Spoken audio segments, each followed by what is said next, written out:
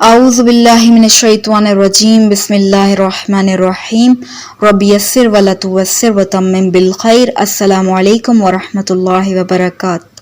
माशा अल्लाह वला हौला वला कुव्वता इल्ला बिल्लाहिल अलिय्युल अज़ीम। वस्सलातु वस्सलामु अला अशरफिल अंबियाए वल मुरसलीन व अहले बैतित तय्यबीन अत्ताहिरीन। बिस्मिल्लाहिर्रहमानिर्रहीम। अबदन रज़ियल्लाहु अन्हुम व रज़ू अन्हु। तमाम तर तारीफ़ें, तमाम तर हम्दुसना, तमाम तर इबादत उस खुदावंदे आलम के लिए जो अव्वल भी है और आखिर भी है। अव्वल ऐसा कि जिससे पहले कोई न था और आखिर ऐसा कि जिसके बाद भी कोई न होगा। वही खुदावंदे आलम सूरह बय्यना की आयत नंबर 8 में इरशाद फरमाता है, अल्लाह उनसे राज़ी है और वो अल्लाह से राज़ी है। सिफ़्त रज़ा ये है कि इंसान अपनी पसंदीदा और नापसंदीदा हालत पर राज़ी रहे। रज़ा नूर मार्फत की शुआ है और साहिब रज़ा वो इंसान है जो अपने तमाम इख्तियारात से हाथ उठा ले और अल्लाह की तकदीर पर दिल से राज़ी रहे। अज़ीज़ान गिरामी, आज का मेरा मौजू इमाम हश्तुम, इमाम रऊफ़, अल इमाम अल हादी, अनीसन नफूस, शम्सुश शमूस, अल उर्वतुल वुस्का, इमाम अल हुदा, अल हुज्जत अलन नास, आलिम आल मुहम्मद हज़रत अली इब्न मूसा रज़ा अलैहिस्सलाम के हवाले से है। हज़रत इमाम अली रज़ा अलैहिस्सलाम आपके 8वें जानशीन बरहक को मंसूस मिन अल्लाह हैं। आप अलैहिस्सलाम के वालिद गिरामी का नाम हज़रत मूसा काज़िम और आप अलैहिस्सलाम की वालिदा माजिदा का नाम नजमा था। मशहूर कौल के मुताबिक इमाम अली रज़ा अलैहिस्सलाम की विलादत बासादत 11 ज़िक़त 148 हिजरी में मदीना मुनव्वरा में हुई। इल्म व हिकमत की तमाम बातें आपने अपने वालिद मोहतरम इमाम मूसा काज़िम अलैहिस्सलाम से हासिल की।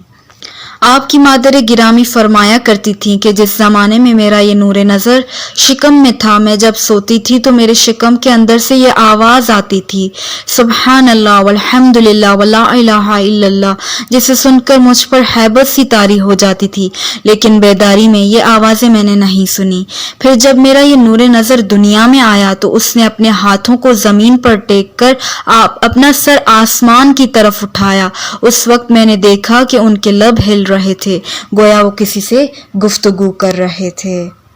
हज़रत इमाम अली रज़ा अलैहिस्सलाम अपने जद बुज़ुर्गवार अमीरुल मोमिनीन हज़रत अली इब्न अबी तालिब और जद अमजद हज़रत इमाम ज़ैनुल आबिदीन अलैहिस्सलाम के हम नाम हैं।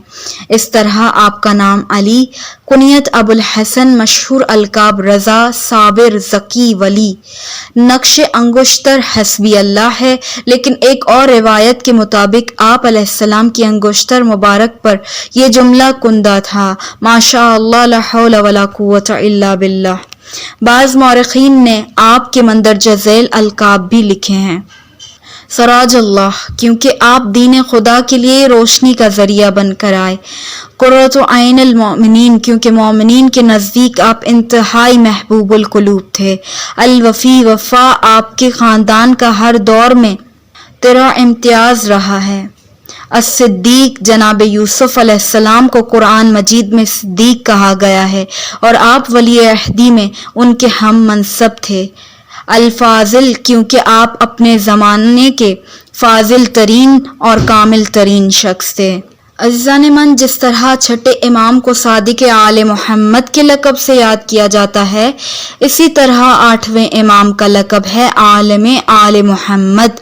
मौरख़ीन का बयान है कि हज़रत इमाम मूसा काज़िम अलैहिस्सलाम ने अपने ख़ानदान के अज़ीमुल मर्तबत लोगों को और अपने जलीलुल क़द्र फ़र्ज़ंदों को वसीयत करते हुए फरमाया, तुम्हारे ये भाई अली रज़ा आलिम आले मोहम्मद हैं, अपने दीन की बातें उनसे दरियाफ्त करना, जो कुछ ये कहें उसे महफूज रखना, क्योंकि मैंने अपने वालिद इमाम जाफ़र सादिक अलैहिस्सलाम को ये फरमाते हुए सुना है, आलिम आले मोहम्मद तुम्हारी सुलब में हैं। अमीरुल मोमिनीन हज़रत अली इब्न अबी तालिब के हम नाम हैं।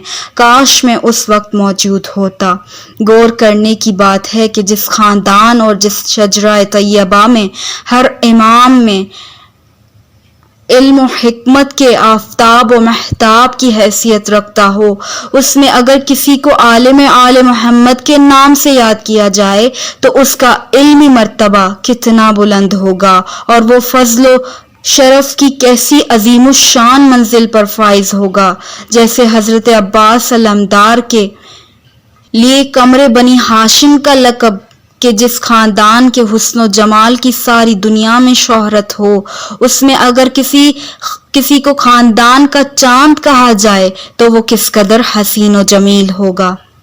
عزیزان گرامی، امام ہشتم حضرت علی رضا علیہ السلام کا وجود مقدس پوری امت مسلمہ اور اہل ایمان کے لیے جس خیر و برکت اور الہی فضل و کرم کا سرچشمہ تھا، اس کے بارے میں ان کے جد بزرگوار امام جعفر صادق علیہ السلام نے بہت پہلے پیشن گوئی فرما دی تھی. چنانچہ یزید بن سلید کا بیان ہے کہ حضرت امام جعفر صادق علیہ السلام امام موسیٰ کاظم کی امامت کی تذریح کرتے ہوئے فرمایا کہ وہ خداوند عالم کے ابواب میں ایک باب ہیں اور اس سے بڑھ کر ایک اور بات ہے. راوی نے پوچھا، اے فرزند رسول، وہ کیا ہے؟ امام نے فرمایا کہ خداوند عالم انہیں ایسا فرزند عطا کرے گا جو اس امت کا حامی و ناصر، اس کے لیے نور اور فضل و حکمت کا سرچشمہ ہوگا.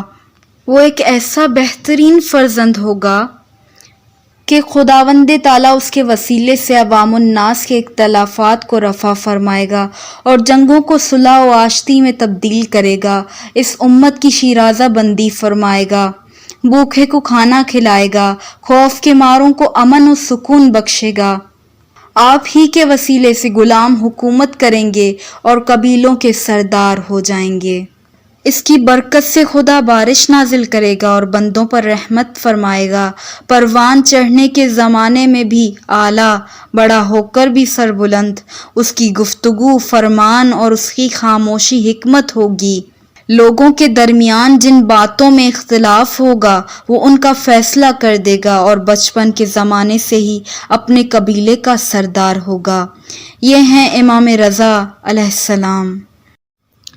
عزیزان گرامی، ہمارے ہادیان برحق حضرت ائمہ طاہرین علیہم السلام، جنہیں پروردگار عالم نے علم کے اعلیٰ ترین مرتبے پر فائز کیا تھا، اپنے چاہنے والوں کو مسلسل علم کی ترغیب دیتے رہتے تھے. حضرت امام محمد باقر فرماتے ہیں کہ کاش ایسا ہوتا کہ ہمارے چاہنے والوں کے سروں پر تازیانے پڑتے کہ دین میں یہ لوگ بصیرت حاصل کرتے یا دوسری روایت کے مطابق علم حاصل کرتے. نیز آپ علیہ السلام کا ہی ارشاد ہے، وہ عالم جس سے فائدہ حاصل کیا جائے 70,000 عام عبادت گزاروں سے افضل ہے.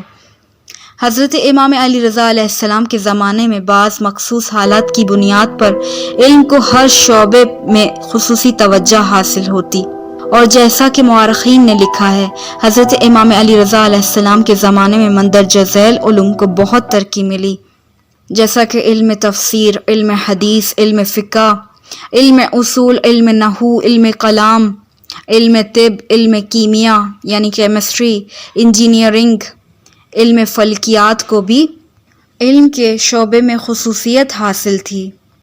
حضرت رسول خدا نے فرمایا، میرے جسم کا ایک ٹکڑا خراسان میں دفن کیا جائے گا.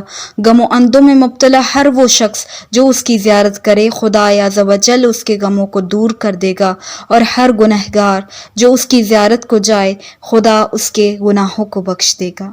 حضرت امام علی رضا علیہ السلام نے فرمایا، محبت اہل بیت کے سہارے کہیں عمل صالح اور عبادت میں کوشش کو نہ چھوڑ دینا، اور نہ ہی عبادت کے بلبوتے پر محبت اہل بیت کو ترک کرنا، اس لیے کہ عبادت و بندگی محبت اہل بیت کے بغیر قبول نہیں، اور محبت اہل بیت عمل صالح و بندگی کے بغیر قبول نہیں. عزیزان گرامی، امام علی رضا علیہ السلام فرماتے ہیں کہ اگر کوئی خود کو ہم میں سے سمجھتا ہے اور اللہ کی اطاعت نہیں کرتا تو ہرگز وہ ہم میں سے نہیں ہے. امام موسیٰ کاظم علیہ السلام نے فرمایا، اگر کوئی شخص میرے فرزند علی کی زیارت کرے اور ایک شب وہاں گزارے تو وہ اس طرح ہے کہ گویا اس نے عرش پر اللہ تعالیٰ کی زیارت کی ہو. خدا کی خاص مہربانی ہے امام رضا، تیری شان سب سے نرالی ہے امام رضا، بے نواؤں بے سہاروں کی لاج رکھتا ہے، ہر سو تیرا فیض جاری ہے امام رضا، تو ہی غوث اعظم و دستگیر ہے میرا، زبان پہ صبح و شام جاری ہے امام رضا. شمس الضحا بدر التجا شاہد توس غوث حضرت شمس الشموس والحمد للہ رب العالمین۔